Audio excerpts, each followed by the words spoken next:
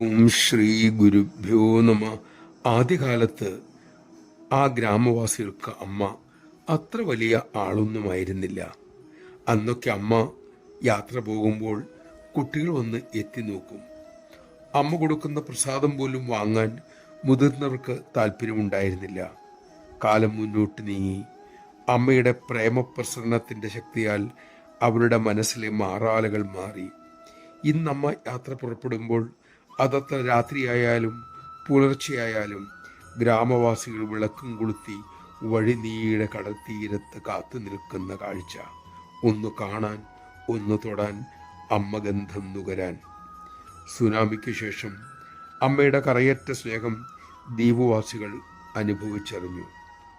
പട്ടാളത്തിൽ സേവനമനുഷ്ഠിക്കുന്ന ദ്വീപിലെ ഒരാൾ ഒരിക്കൽ പറഞ്ഞു, കടലമ്മയാണ് ഞങ്ങളുടെ രക്ഷക, അതാണ് ഞങ്ങളുടെ വിശ്വാസം. പക്ഷേ സുനാമി കഴിഞ്ഞതോടെ അമ്മയാണ് ഞങ്ങളുടെ സർവശക്തിയായ രക്ഷക എന്ന് ഉറപ്പായി. അമ്മ കടലമ്മയേക്കാൾ വലുതാണ് ഞങ്ങൾക്ക്. നമഃശിവായ. അമ്മയാകുന്ന ആ പ്രേമപ്രവാഹത്തിൽ ഒന്നു ചേരാൻ അമ്മ തന്നെ നമ്മെ അനുഗ്രഹിക്കട്ടെ.